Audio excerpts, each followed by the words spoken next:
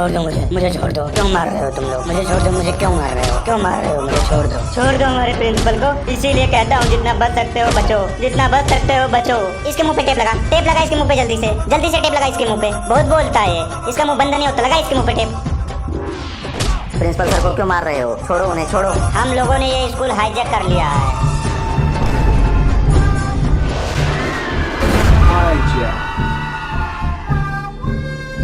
अगर किसी ने ज्यादा स्मार्ट बनने की कोशिश की ना तो पहली गोली उसी के सर पे मारूंगा। ओए प्रिंसिपल के बच्चे, तू क्या अपने आप को समझ रहा था? तू बच जाएगा हम लोगों से। मुझे लगता है कि आप लोग गलत जगह पर आ गए हो। यहाँ आपको कुछ नहीं मिलेगा। हाईजैक करना है तो कोई बैंक जाकर हाईजैक करो, ट्रेन हाईजैक करो, प्लेन हाईजैक करो। ये स्कूल में क्या मिलेगा आप लोगों को? छोड़ दो हमारे सर को। समोखन सही बोल रहा है। मैं बहुत बड़ा डाकू हूँ। तुम लोगों ने मुझे बेवकूफ समझ के रखा है क्या? ज्यादा होशियारी दिखाई ना तो पूरे स्कूल को बम से उड़ा दूंगा। काश यार मैं आज स्कूल नहीं आता। क्या होगा हमारे स्कूल का यार? कुछ नहीं होगा, बचाना पड़ेगा। हाँ भाई, खुद को हम बचाएंगे। खुद को नहीं, पूरे स्कूल को बचाएंगे। तू देख, मैं वीडियो बना लिया हूँ इन लोग का। अभी देखना, मैं 100 नंबर भेज के पुलिस वालों को बुला लूंगा। इन लोग को पता ही नहीं चलेगा। नहीं यार नहीं, पागल मत बन। ये सच्ची मुच्ची के डाकू हैं, ज्यादा हीरो मत बन। शांति से बैठा रहे। अभी देखना, मैं पुलिस वालों को व्हाट्सएप कर देता हूँ, फिर हम लोग हेल्प के लिए बोलते हैं। रुक जा, वेट कर।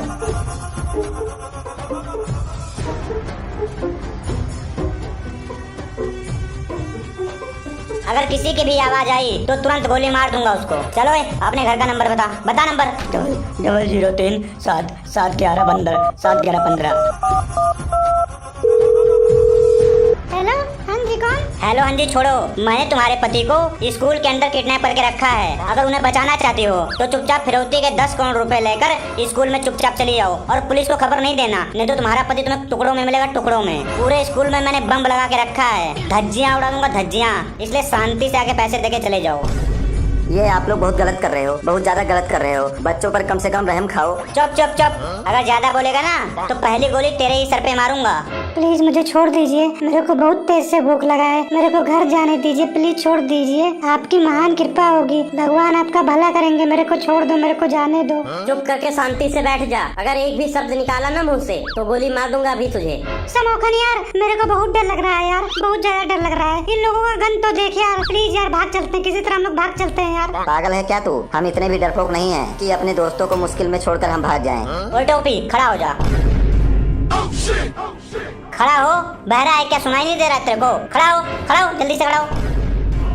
मत मारिए मेरे दोस्त को, इसे छोड़ दीजिए, प्लीज छोड़ दीजिए। इसके बदले मुझे गोली मार दीजिए, लेकिन इसे छोड़ दीजिए। तू भी खड़ा हो जा रे, इसके साथ वाले तू भी खड़ा हो जा। खड़ा हो।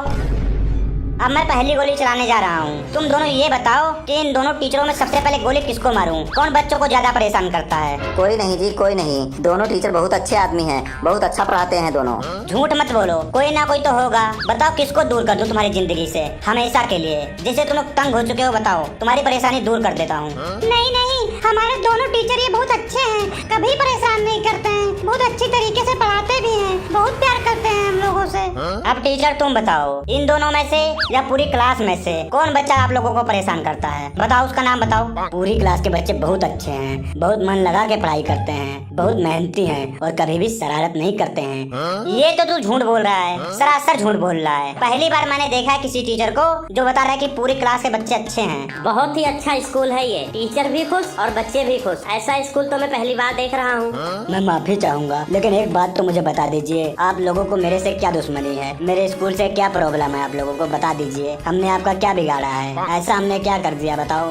इस स्कूल से मुझे पर्सनल दुश्मनी है। कभी इसी स्कूल में और इन्हीं बेंच पर बैठ के मैं पढ़ा करता था। मैं भी यही पढ़ता था। मेरे पिताजी बहुत गरीब इंसान थे। मेरे भी। वो मेरे स्कूल की फीस नहीं दे पा रहे थे। मेरे भी पापा स्कूल की फीस नहीं दे पा रहे थे। फिर इस प्रिंसिपल के बच्चे ने फीस ना देने के कारण मेरे को 10वीं का पेपर नहीं देने दिया, जिस कारण मैं फेल हो गया और मैं एक प्रोफेशनल डाकू बन गया। आप लोगों के पास फीस देने के पैसे नहीं थे तो आप लोगों को प्रिंसिपल के पास फीस माफी की अर्जी दे देनी चाहिए थी। प्रिंसिपल सर फीस माफ कर देते। मैंने बहुत सारे एप्लीकेशन, बहुत सारी अर्जी फीस माफ करने के लिए इस प्रिंसिपल को लिखा, पर इस प्रिंसिपल ने एक पर भी साइन नहीं किया। ये 10वीं पास नहीं कर पाया और मैं BA तक पढ़ाई किया हूँ। BA पास होने के बाद मैं नौकरी लेने के लिए कंपनी में गया। कंपनी वालों ने मुझे धक्के मारे। दुकान पे काम किया तो उन्होंने मुझे चोरी का इल्जाम लगा के दुकान से धक्के मारे। खुद का बिजनेस स्टार्ट किया मोहल्ले में मुर्गा काटने के लिए, तो मोहल्ले वालों ने धक्के मारे। कुछ दिन घर पे पड़ा रहा, कुछ ना किया तो घर वालों ने धक्के मारे। अब मैं भी धक्का खाना छोड़ दिया, रिश्ते और रिश्तेदारों को छोड़ दिया, मिल गया इनके साथ और बन गया डाकू। अब मोहल्ला, वो शहर, वो कोना छोड़ दिया। मुझे तो ये नहीं समझ में आ रहा है, जब आप कहीं नौकरी लेने जाते थे तब वो लोग मना क्यों नहीं करते थे, धक्के क्यों मारते थे? इसको गोली मार, इस गंजे को गोली मार, गंजे को गोली। बोल रहा हूँ ना कि तुम लोग शांति से बैठे रहो। शांति से नहीं बैठा जाता तुम लोगों को। अब तेरी आवाज नहीं आनी चाहिए, शांति से बैठा रहना। ये पैसे लेकर इसकी बीवी अभी तक क्यों नहीं आई? कितना टाइम लगेगा? दोबारा फोन मिला के देखता हूँ। हेलो, क्या हुआ? अभी तक पैसे तैयार नहीं हुए? क्यों नहीं पहुँची स्कूल अभी तक तुम? ला रही हूँ जी, ला रही हूँ। मैं रास्ते में हूँ, आ रही हूँ। उनको कुछ मत करना, ला रही हूँ पैसे। आप ऐसा गलत काम मत करो, आपकी भी माँ बहन होंगी। डाकुओं की कोई माँ बहन नहीं होती, लोग वैसे ही उनकी माँ बहन करते रहते हैं।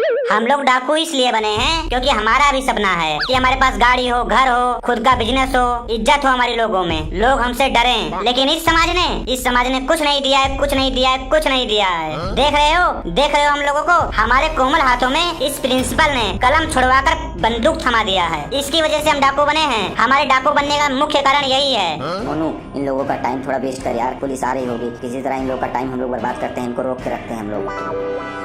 उस बेचारे को क्या हुआ है? वो चुपचाप खड़ा है उधर साइड में। उसको क्या हुआ था? वो कैसे डाकू बना? इसके घर में कमाने वाले सिर्फ इसके पापा थे और ये घर में बैठकर मुफ्त की रोटियां तोड़ता रहता था। और जब इसके पापा नहीं रहे तो हमने इसको अपने ग्रुप में शामिल कर लिया ताकि ये भी 2-4 पैसा कमा सके, अपना गुजारा कर सके। अब मुझसे इंतजार नहीं हो रहा है, मैं इस प्रिंसिपल के बच्चे को गोली मारने जा रहा हूँ। इसकी बीवी लगता है नहीं आएगी, पूरा स्कूल उड़ा दूंगा मैं। नहीं, ऐसी गलती कभी मत करना, ऐसी गलती कभी मत करना। ऐसा ना करो ऐसा। मेरी बात सुनो, इस स्कूल से पढ़कर जज निकले हैं, वकील निकले हैं, पायलट निकले हैं, इंजीनियर निकले हैं। मैं भी निकलने वाला हूँ। वो सब यहाँ से बच के निकले होंगे ताकि ये प्रिंसिपल उन सबके ऊपर जुल्म ना कर पाए। मैं भी इस स्कूल से निकलकर एक बहुत बड़ा और मशहूर डाकू बन चुका हूँ। मेरे पापा बहुत बड़े डाकू थे, उनसे पूरे शहर के लोग डरते थे। फिर आगे क्या हुआ? पुलिस ने उनके सर पर इनाम रखा था 1 करोड़ रुपए का। जो मेरे पिता को जिंदा या मुर्दा पकड़ कर लाएगा, पुलिस उन्हें 1 करोड़ रुपए देगी। फिर क्या हुआ? आपके पिताजी जिंदा पकड़े गए कि मुर्दा? वो मुर्दा पकड़े गए थे। ओहो, फिर वो 1 करोड़ का इनाम किसको मिला? मुझे मिला, मैंने पकड़वाया था अपने पिता को, मुर्दा। आप तो बहुत खतरनाक डाकू हो, आपसे मुझे डर लगने लगा है। ये तो कोई खतरनाक वाली बात नहीं है, इससे भी खतरनाक डाकू मेरे दादाजी थे। मतलब आपसे भी खतरनाक आपके दादाजी थे? उनके बारे में भी थोड़ा बता दीजिए हम लोगों को, उनके भी चरित्र पर प्रकाश डालिए, पता नहीं एग्जाम में आ जाए। जब मेरे दादाजी डाका डालने किसी के घर जाते थे ना, तो उसके घर पे 4-5 दिन पहले ही चिट्ठी भेज देते थे कि मैं 4 तारीख को रात को 1 बजे तुम्हारे घर चोरी करने आऊंगा, आपका अपना जग्गा डाकू। जब चिट्ठी मिलती थी तो पूरे गांव वालों को पता चल जाता था कि किस दिन डाकू आएंगे। नियम और वसूल के इतने बड़े पक्के थे ना कि जिनके नाम की चिट्ठी होती थी केवल उन्हीं के घर में डाका डालते थे। आपके दादा का हेल्प कौन करता था डाका डालने में? कितने लोगों का ग्रुप था आपके दादाजी का? उनके पास 100 घोड़े और 50 आदमी थे जो साथ में डाका डालने जाते थे। क्या 100 घोड़े और 50 आदमी? मतलब एक आदमी 2 घोड़ों पर एक पैर रखकर खड़ा होता था ना, अजय देवगन के स्टाइल में डाका डालने जाते थे वो लोग। ओ टोपी, ज्यादा दिमाग मत लगा तू। शिफ्ट में चोरी होती थी, कहने का मतलब एक रात में 2 चोरी। एक बार पहले 50 घोड़े, उसके बाद दूसरे 50 घोड़े, क्योंकि घोड़े थक जाते थे ना। मतलब खतरनाक वाले डाकू थे। कभी पकड़े नहीं गए पुलिस के हाथों? डाकू थे लेकिन दिल के बहुत अच्छे इंसान थे मेरे दादाजी। एक बार मेरे दादाजी ने एक गांव में चिट्ठी डाली कि 15 तारीख को रात को 2 बजे डाका डालने आएंगे, आपका अपना जग्गा डाकू। फिर उधर से चिट्ठी आई उनके घर से, उसमें लिखा था कि हमारे घर लड़की की शादी है, हमारे पास दहेज देने के लिए कुछ नहीं है, यहाँ आकर अपना टाइम बर्बाद ना कीजिए। फिर मेरे दादाजी वो चिट्ठी पढ़ते पढ़ते रोने लगे और बहुत ज्यादा इमोशनल हो गए। फिर इधर से मेरे दादाजी ने फिर से चिट्ठी लिखी कि आप लोग टेंशन मत लो, जग्गा डाकू अभी जिंदा है, जैसे तुम्हारी लड़की है वैसे हमारी लड़की हुई, कि जिस लड़की के ऊपर जग्गा डाकू का हाथ हो उस लड़की की शादी बहुत धूमधाम से होगी। वाह, क्या बात है, कितने अच्छे डाकू थे आपके दादाजी। फिर मेरे दादाजी ने 4-5 चिट्ठी और लिखा दहेज के लिए, एक सुनार को, एक बर्तन वाले को, एक फर्नीचर वाले को, एक टेंट और पंडाल वाले को। फिर एक जगह जाकर सारा सामान इकट्ठा करके उस लड़की के घर वालों के पास पहुंचा दिए। वो काम तो बहुत अच्छा करते थे, लगता है उन्हीं से इंस्पायर होकर आपके पापा और आप डाकू बने हो। अभी आपके दादा जग्गा डाकू कहाँ हैं? उनको मेरे पापा जी ने मार दिया था। उनके सर पे 2 लाख रुपए का इनाम था। कुछ भी हो, डाका मारना, चोरी करना ये सब गलत है और डाकू भी गलत है। ये गलत रास्ता है, गलत रास्ते पे चल रहे हैं ये। ओए तू ज्यादा ना बोल। आज के टाइम पर डाकू कौन नहीं है ये बताओ पहले। जो खाने में मिलावट करते हैं ये डाकू नहीं है क्या? प्राइवेट स्कूल वाले मनमानी का फीस लेते हैं, ये डाकू नहीं है क्या? ये लोग जो बिजली का चोरी करते हैं ये लोग डाकू नहीं है क्या? गरीबों का जो हक खाते हैं ये डाकू नहीं है क्या? नहीं है डाकू। आप सही बोल रहे हैं, मैं बहुत ही मोटिवेट हो रहा हूँ आपकी बातें सुनकर। अच्छा ये बताइए, आपने बड़े से बड़ा डाका कितने रुपए का मारा है? एक बार हमने 5 लाख रुपए का डाका मारा था। पूरे साल घर बैठ के खा रहे थे, कहीं जाने की कोई जरूरत नहीं थी। डाकू बनने के लिए कौन सा कोर्स करना पड़ता है? 10वीं के बाद हम ज्वाइन कर सकते हैं क्या? ये डाकुओं की भर्ती जून जुलाई में शुरू होती है। फॉर्म भरिए, अगर आपका रिटर्न क्लियर हो जाता है तो आपको फिजिकल टेस्ट देना होता है, जिसमें आपसे दौड़ लगवाया जाता है, रस्सी कुदाई जाती है, दीवार कूदना सिखाया जाता है, दीवार में छेद करना सिखाया जाता है, छोटे से छेद से भागना सिखाया जाता है, अंधेरे में देखने की ट्रेनिंग दी जाती है, एक जगह पर सांस रोककर घंटों तक खड़े रहने की ट्रेनिंग दी जाती है, मार खाने की ट्रेनिंग दी जाती है। एक बात नहीं समझ आ रहा है, थोड़ा सा डाउट है कहने का मतलब कि दौड़ने की ट्रेनिंग क्यों दी जाती है जब आपको घोड़े दिए जाते हैं? हाँ पता है, लेकिन जब डाका डालने जाते हैं तो घर से घोड़े तक की दूरी बहुत इम्पोर्टेंट होती है। अगर आप एक बार घोड़े तक पहुंच गए तब तो आपको कोई नहीं पकड़ सकता है। वो सब तो ठीक है, पर एक कंफ्यूजन है। डाका तो रात में मारते हैं ना, एक दूसरे को बुलाते कैसे हो? नाम लेकर तो बुला नहीं सकते हो, फिर एक दूसरे को कैसे आप लोग इशारे में बताते हो?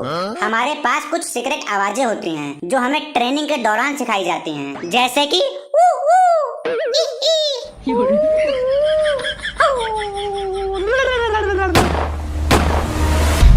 पुलिस आ गई यार, पुलिस आ गई। बच गए हम लोग बच गए भाई, पुलिस आ गई।